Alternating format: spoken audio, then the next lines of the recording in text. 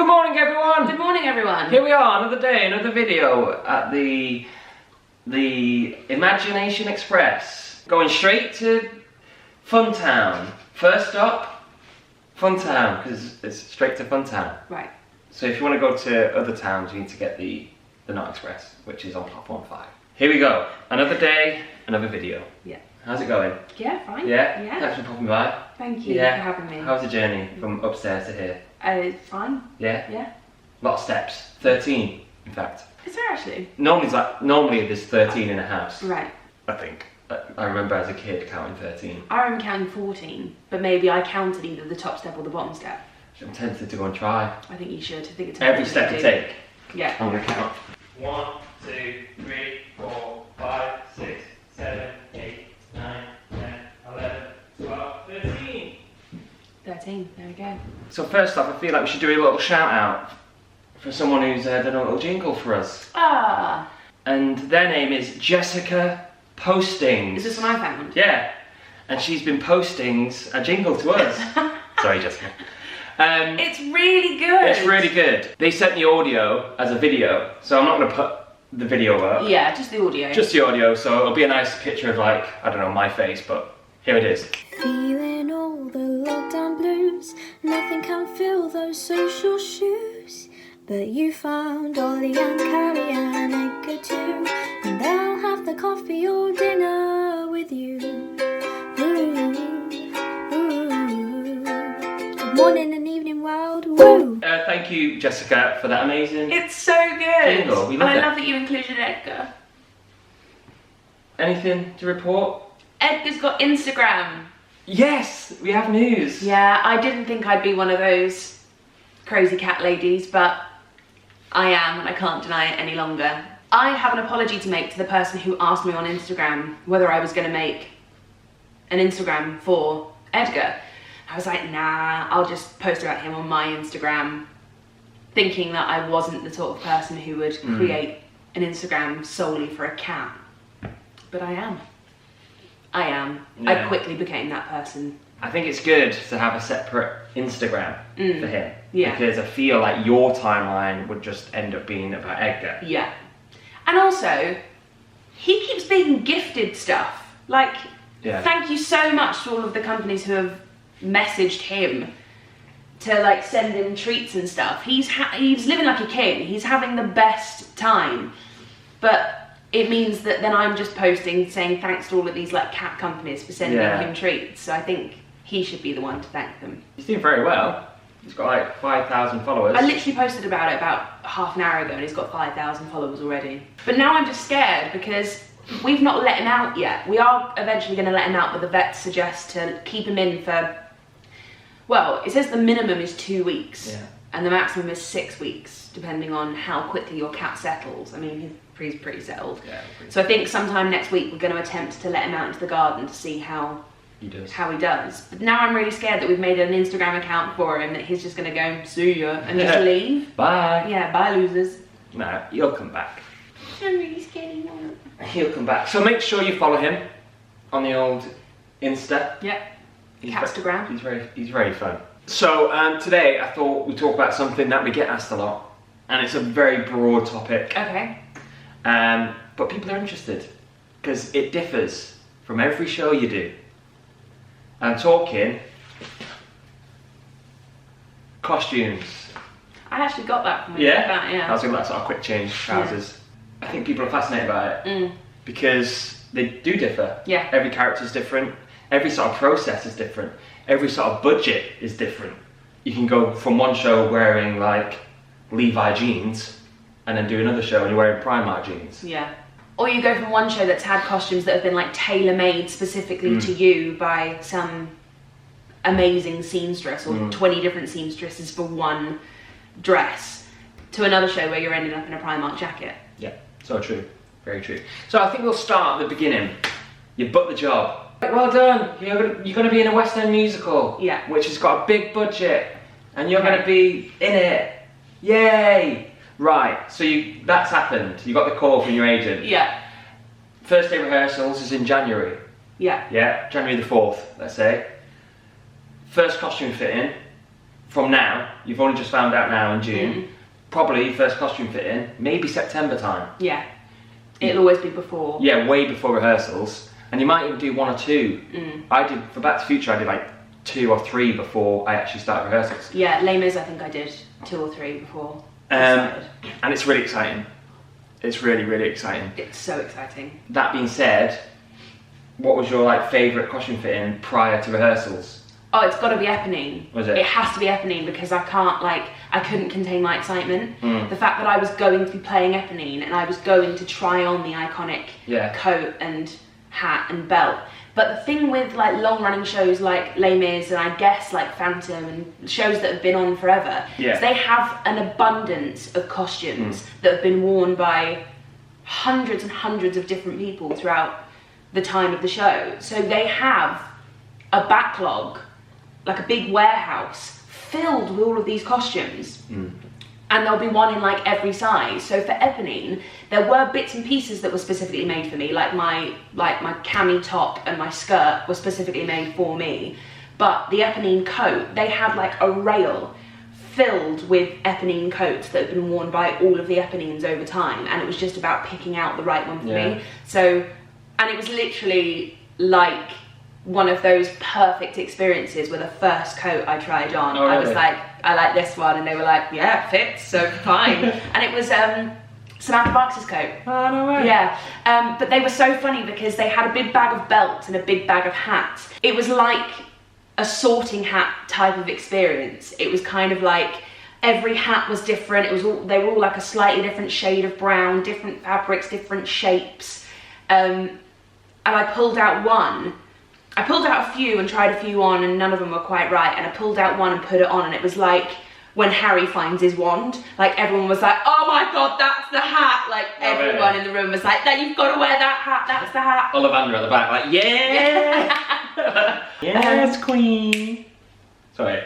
You enjoy doing that, didn't you? Yeah, I just think it's funny that Ollivander might be at your costume fitting, just going like, yeah! Go on. And I was told that that hat hadn't been worn for about 14 years. So the last person to wear it was in the show like 14 years ago. So that was really cool. That was really cool. My first like big costume fitting was like Mormon, I guess. And my costume fitting for Mormon was very different because I was a swing. And I'm talking, this took about like an hour and a half to do. Because I had to try on all the costumes. And I was like trying on like a dress. I'm like, I need shoes or whatever, and like little heels. I'm thinking, what is this? Like, I was thinking, when will I possibly be wearing this? Yeah. It's really weird because you don't know the show inside out. They're like, right now you need to try on the Hobbit, so we'll just get the Hobbit stuff for you. You're like trying it on with these big hands and like you didn't have the wig, but like the stuff. You're like, what is this? So it took ages. I tried on with Jesus because I had to wear like a Jesus thing. It's really interesting as well because when you go to costume fitting, they know more about if you're like in the ensemble or a swing. They know more about your track than you do at that time, because you'll only find out like who you're covering, not who you're covering, but like, for example, say you're in the ensemble, you'll only know what your ensemble track first day rehearsals. They'll be like, you're Elder White, or like you're whatever. It's very rare, I think, in Mormon anyway. Yeah. It's very rare. It's like you won't find out who you are unless you ask. So when you go to like your costume fitting, you're like, so who am I covering, or who, like, what's my priorities and stuff, and they know everything, which is really interesting. I always take the opportunity as well to find out who my castmates are, because usually prior to that point, it's not been announced, and there's no way that we would know. There's just no way of finding out. So I remember going into my Fontaine costume fitting and seeing all of the rails and everyone's names. Yeah. In like with their costumes next to them, and I was like, oh my god, who's playing who, who's playing who, who's playing who, having like a sneak around. And it was really nice because that version of the show, it was loads of people who had been in Les Mis before, so I suddenly realised that I was working with a bunch of people that I'd worked with a few years ago, and I was like, oh my god, we're really working together again. Yeah, I did that in Back to the Future when I did my like pre-rehearsal costume fitting. I was like, are they doing it? Oh yeah, amazing, no, they're doing it, which is really nice. A little piece of advice as well, if something's too tight, I'm talking shoes as well, guys. Everything. Tell them, because that's the time. Because I think I did that sort of thing with what shoes were they? They were these big shoes. I can't remember what part it was in Mormon. And I was like, yeah, they're fine actually. And they were a bit tight, but in my head I'm thinking, they'll be fine. But when you have to wear them a lot and dance in them, or be on stage in them, and be comfortable in them, it's a different thing. And like, that's the time to go, actually, they are a bit too tight. Yeah. So make sure that everything's perfect. Because if you don't, what will happen is, you'll get to tech when you're dressed and stood, and you'll be like, oh, this doesn't fit, or these shoes are too tight. And then you'll have to go to wardrobe and go, oh, these shoes are too tight. Yeah. And they look at you like, okay, we'll get you another pair, but that could have been sorted like months in advance. Yeah. So my only piece of advice, if you ever do like a big costume fitting, just be honest. Say then and there. Don't feel like embarrassed if something's like too tight, because that's like at that point where they're making the costumes and make sure everything's perfect. They would prefer it, I'm sure, because then it gets to when they're in the theatre and they're like, job's done, everything should fit and be nice and look good. I remember seeing the sketches for all of the costumes for the Addams Family. And how perfectly they then matched those sketches. Oh yeah. Because like sometimes you get shown like the original sketch, but the budget for the show doesn't quite match this the imagination of the designer. Like, loved Heathers, such a good show, but the sketch that we had for all of the Heathers, their jackets were like so beautiful, and then it came to doing the show and they were all from Primark. Yeah. And they had like embellishments that were then added, like my cuffs and bits and pieces like that, but ultimately it was a Primark jacket. And that's the thing as well, when you say like a Primark jacket, like people go out and go, well, I go to Primark, but it's not the same as like wearing a jacket maybe like once or twice a week and you walk to the shops in it. Yeah. It's doing 8 shows a week in it, sweating, and it's being probably pulled about and thrown on the floor, picked up again. Like, it needs to be like high quality. Yeah. Like, it needs to be really well made. Like most like underwear, show underwear, or like most like people have like vests, white vests or white t-shirts, especially like the boys. Yeah. If they're wearing a really nice white shirt, because then if they wear a white t-shirt underneath it, it keeps the sweat out. Yeah. And those sort of like white t-shirts will probably be from Primark because it's a white t-shirt and it doesn't need to be high quality. Yeah. The main purpose for that white t-shirt is not to look good, it's just to absorb the sweat, which sounds awful. But yeah, so when you are doing like shows like Heathers, you sort of do need like, because they're so iconic, those jackets, you do need to sort of splash the budget a bit, and also because you girls wear them for the full show. My jacket smelt so bad by the end of our run at the other palace. It was so gross. Yeah. Because I had one jacket for all shows across the board, like for every matinee, for every evening show, it was just the one jacket. And I like sweat so much in that show because I was constantly on stage, constantly under hot lights, doing big fun, doing dead girl walking, like running about left, right and centre. I was grim. It was grim. Yeah, so when we got the sketches for the Addams Family, I think a few of us, I know that I was definitely sceptical. I was like, I really hope that they end up actually looking like this, because this looks incredible. And remember the day that we all had our fittings and we all came into the room one by one wearing our costumes, and it was like, oh my god, it was so cool. Yeah. Everyone came in sort of really happy. Like, I don't think anyone came in like, oh, I've got to wear this for the next 9 months. Everyone was like, oh my god, this is so cool. Diego was just so amazing in those costumes. And I remember putting on my Wednesday dress and being like, this is insane, because it wasn't just a black dress.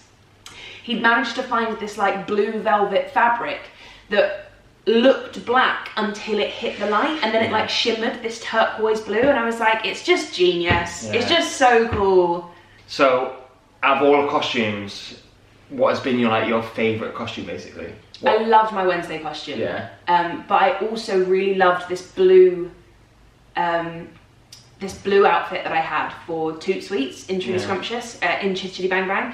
I only wore it for Toot Sweets. I had loads of costumes for Chitty. I think that's probably the show where I had the most costumes. Because I had my pink corduroy suit that I wore on my motorbike at the start of the show. Then I had my Toot Sweets outfit, which was like this blue top, and then I had this they were big blue trousers, but they were so big and flowy that they looked like a skirt. But it was just the most comfortable thing I've ever worn that also looked amazing. And I had this little hat as well. Oh, it was just the best. And I had a parasol too. I loved it. And then I had my like normal Truly outfit, which was like a shirt and jodhpurs, but I had like a skirt over the top of it. So it was like a skirt that was just at the back that like fell nicely over my bum, but they were also trousers, and then like big brown boots, and then my doll on a music box outfit, which was like a little green corset with like a sheer the costumes were really nice. They were beautiful for Chitty. Really, really beautiful. Yes, I'm thinking my favourite costume I've ever had was Rum Tum Tugger. I absolutely loved that costume. That was an amazing costume. Because it was really comfy, pretty like basic. It was just literally like high-waisted trousers, which were like amazing. Like some really cool shoes, like a leopard print top, had like these like fake tattoos, a hat. Just loved it. I felt really cool. But the downside was I had to get ready like 2 hours before the show because of the makeup. So then it became like my most extravagant costume. That took me ages to get ready. Just felt like I was there, just painting my face. And after that, I did High Fidelity. And when I went into High Fidelity and they were like, this is your costume, I jumped, literally what I'm wearing now, a jumper, jeans, shoes.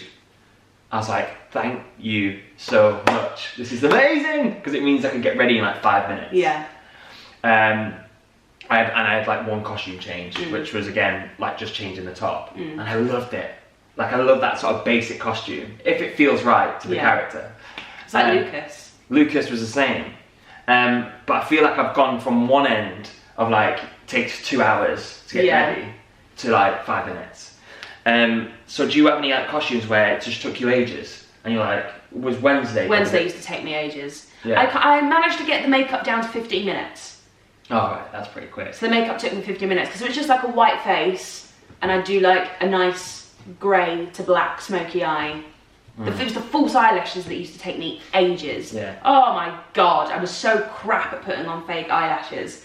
Are you good now though, because of the practice? Yeah, and like, although I've done my flicks really crap today, but usually I'm really good at doing like the eyeliner flicks now, and that's because I had to do them every night for Wednesday. Yeah. But the costumes that I like the most are ones that I don't need help getting into. Yeah. Because I feel like that's something that really slows down the process of getting ready. Like, I like having my half-hour call just to get myself ready at my own pace.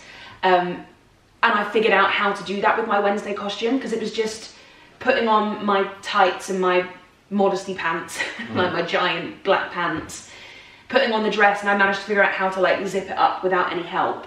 And the corset, I had done it as tightly as I needed it, and then when it came to taking it off, I'd just taken it off from the front.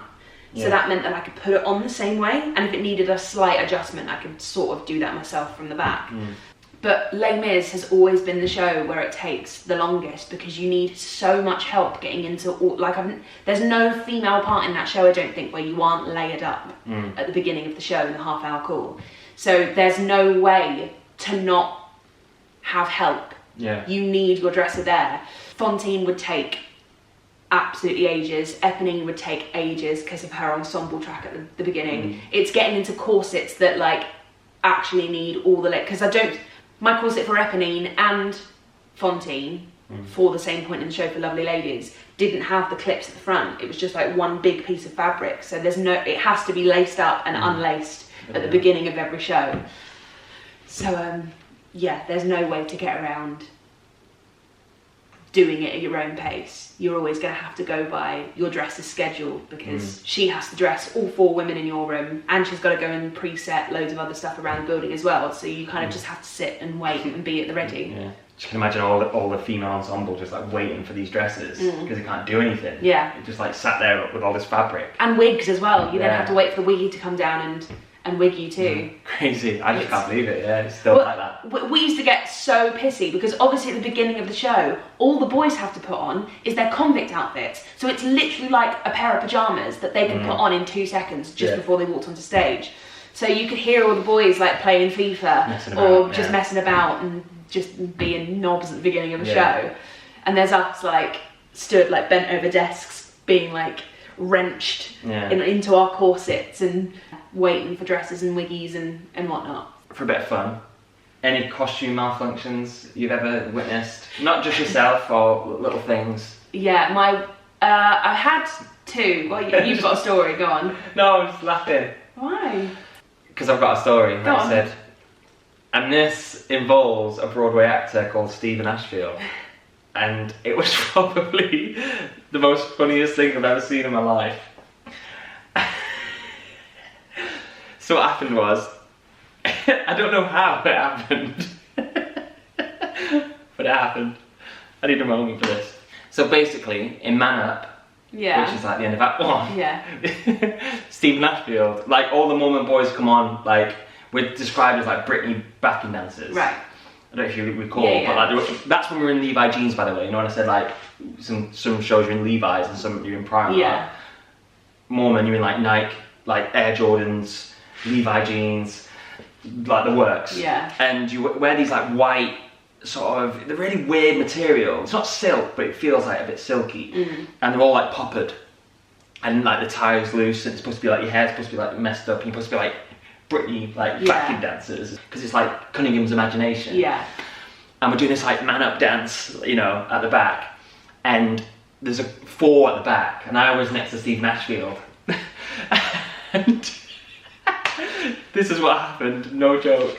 We're dancing, the 4 of us, and it's like the worst place to dance. It's one of those things in tech, you're like, I can't do this, and you make it work. And basically, it was like it was the back platform in Mormon, and it's like 4 planks, which are like really bouncy, and you've got to dance on it, and you're like, what the hell? And it's like no bigger than like this. And you're sort of like turning, jumping, and you're thinking, if I go off the back, like that's me. Yeah. Like I'll be off with like spinal injuries. And one day I nearly fell. I nearly fell because it's this move where you like go around like that. Yeah. And sort of you pivot on one foot and like stamp with the Yeah. other. As I stamped with that one foot, there was nothing there. Oh God. So I went back, literally like, you know, like you see cartoons when they've got like the heels over the corner. So like, and I went, Stephen. I grabbed Stephen Ashfield. He saved me from the back because I just grabbed him. Because I just grabbed him, I pulled his shirt open because it was poppered. And for the rest of the number, oh my god, for the rest of the number, he just had his belly out, and like Stephen would admit, he's not in the best shape. He's not like ripped. Yeah. So when he because he like saved my life, I like ripped open his shirt, and Stephen's like heavily Scottish, and I could say like, oh no, oh my god, that's all I could hear. Oh no, oh my belly's hurt. like, oh, it was so funny, and I was like, because I didn't really realise, and he's like, all the choreography's like, and he just was completely topless at the back. Oh my god, it was the best thing, but it was that like, oh no, because the choreography was like continuous. There was no chance for him to do it. Yeah, like that. no chance. Oh. He had to just in front of like 1,100 people. It was so funny. Okay. Oh god. That story just made me laugh even more because I forgot about it. Yeah. Like I forgot that it was me because in my head then I was thinking, oh my god, Stephen Ashfield when he danced Man Up topless pretty much. It was your fault. Because I fell off and he saved me. But I just grabbed onto anything and just ripped his top open. Oh, God. I don't think I have any stories as funny as that. I think mine are all pretty boring. Oh, God. There was a wig malfunction that happened at Les Mis with my first Fontaine, Nayeon Xion. And there's always like this whole conversation that has to happen within the factory for Fontaine because she's obviously got like big long hair, but there's got to be a hat over the top of it, but the wig has to be pinned in such a way that it's easy to take off because Fontaine has a wig change from her long hair into her awful cut up hair in the red light district. At that, when we were in it back then, the hat has to come off at the end of the factory as she goes, there was a time, hair out, and it all went wrong. It's like the big hair reveal. So the hat couldn't come off in the fight at that point. But Factory Girl and Fontaine had this massive, like, rowdy fight on the floor where they both go down together and there's like a slap and the hat used to come off all the time. But there was one day where Nyang, bless her heart, my first Fontaine, Nyang Jeon, felt her hat slipping off. So she just went to grab the hat, but the whole wig came off at the same time.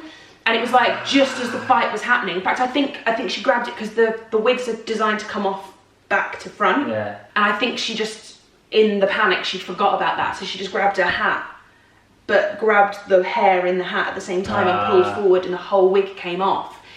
And everyone just rushed to her, because it's in like the fight when everyone's supposed to be like, go on, get her, like everyone's supposed to be rowdy anyway. So we all just rushed around her to cover her.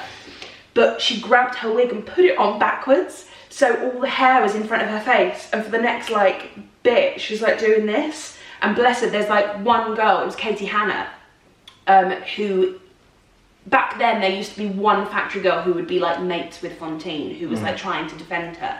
So we were like, it's got to be you, like this is, all of us were like mentally willing Katie to like get this sorted, because not all of us had to be like, oh, we hate Fontaine, we hate Fontaine. So we all have to disperse at this one point when the mayor comes in, and that's when Katie Hanna would be with Fontaine. So we were like, oh my God, please get it fixed. Like we're all with you, we're all giving you our moral support, because there's nothing we can do. Yeah. And she managed to like get in front of her and get her to bend down and like fixed her wig for her, because then she's got to go into I Dreamed a Dream. So she couldn't do I Dreamed a Dream with like hair in front of her face. Couldn't it? Yeah. I had a bit of a wardrobe malfunction. I think I've already talked about it though in More of the Worlds, where Jason Donovan stood on the front of my dress as we were crouched down. So when I stood up, he was still stood on my dress, and the back of my poppered dress just opened, and so I just had one arse cheek out.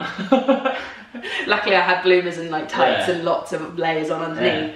But also for Veronica, I had to go out at the beginning of the run and buy myself some nice blue bras, because they were going to be seen. And my dresser Rose was like, just go, instead of me picking something for you and having to like get your size or whatever, just you go out and pick something and then come back and give me the receipt. And I was like, great, okay. So when I got this really nice like light blue flowery bra, because it was going to be seen in Dead Girl Walking. But one day I just forgot to put that bra on, because obviously they were my show bras, so I just wouldn't wear them during the day. I wouldn't like take them out of the theatre. So there was one day when I just forgot to put on a different bra, so I had like a really dark green bra on. And it's like, it didn't, like, no one would have cared, it didn't make much difference, but it was just Jamie's face, because obviously I didn't realise, I didn't know that I'd done that. And Jamie's the one who like opens my shirt, so it was just him going, huh? And his face like, that's different. And I remember because he did that face and then looked at me, and I was like doing Dead Girl Walking but going, oh damn it. Like, at least you had a bra on. I know, can you imagine if I didn't have a bra on? Boobs out. Yeah. That would be a costume malfunction. That would have been a costume malfunction. Or you had one of those bras that like unfastened at the front. Yeah. Just like, oh my God. Yeah. But aside from that, I don't think I've had any like big wardrobe malfunctions. I sneezed my corset open once. Really? Like it bust down a seam because I sneezed, and it was just done up really tightly at the beginning of Eponine, at the beginning of Les Mis when I was Eponine. Yeah. And I sneezed in the wings and felt the seam burst. So then we quickly had to do it up in the wings with safety pins before we went on for Lovely Ladies. Yeah, I don't think I've ever really had anything bad. The one thing that comes to mind, but this is more sort of quick change really, was in Hairspray, where for some reason they put me in. What's before Hairspray? Oh, it's I Know Where I've Been. The director wanted like people in it, which is a really good song, and it makes a lot of sense, like to have the whole cast in it. Yeah. And to sort of be there and support Motormouth, but because I was in it and I didn't leave the stage because I was in the sort of the shop when she sings that song. Right after that is Hairspray. The only thing better than Hairspray, the Corny Collins song, which all the nicest kids were in. But by then, all the nicest kids have left I Know Where I've Been, but he wanted me in the shop still. Yeah. And then it was like I had a full suit change, mad change. And I could never really make it. And when I started to make it in like the dress runs, I'd always look like I'd been hit by a bus. Yeah. Because it was so quick. Yeah. And my hair was everywhere. Like the tie was terrible. We talked about like quick changing and how the costume department can make stuff like so much better. Like an elastic tie. Yeah, or like a clip or anything like that. It wasn't a proper tie. And I'd always come out and do hairspray, and I used to like end it near the front. And in dress runs, I'd get notes like, "Ollie, you look like you've been hit by a bus." And no. At the time, I was like, yeah, okay, we'll try and make it quicker. But now looking back, I'm like, well, I didn't have the tools for one, like because the costume wasn't quick changed, friendly, yeah. And also, I was in a number that I shouldn't have been in. Yeah. It's like, I don't know what the equivalent would be. The way theatre works, like, you know, Salt Lake City and Mormon happens because then certain people can get changed in that time. Yeah. And I'm sure there's loads of examples, probably even in Heathers, when like you sing I Say No, for example, I'm sure the ensemble are doing something, getting changed. And the girls would be getting into their cheerleader outfits. Yeah. So it's like, oh. Hey, Western. Yeah, so it'd be like, oh, so now all the girls are now in I Say No at the back. It's like, okay. Yeah. Yeah. It was that. Yeah. That's what happened to me. And then I was like, okay. Then never really. I did make the change. Big fun happens, everyone leaves, Dead Girl Walking happens, and whilst Dead Girl Walking happens, all of the guys are getting their 3D glasses and their robes on for Chandler's Nightmare. Yeah, it'd be that. It'd be that, the equivalent of that. In the past now, I've moved on from Hairspray. I've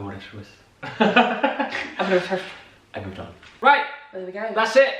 Costumes, plenty more stories, I'm sure. We could revisit this. Yeah. Easy. There's a lot more to delve into. Yeah? Yeah. Right, bye everyone. Be safe out there.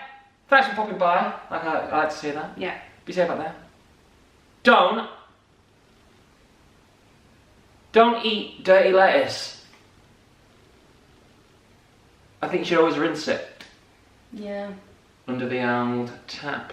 Yeah. There's a lot of mud. And mushrooms while we're there. Just wash your veg. Wash your veg. Make sure you wash your veg. Give it a nice scrub. Yeah. No one else is going to do it for you. Right. Bye.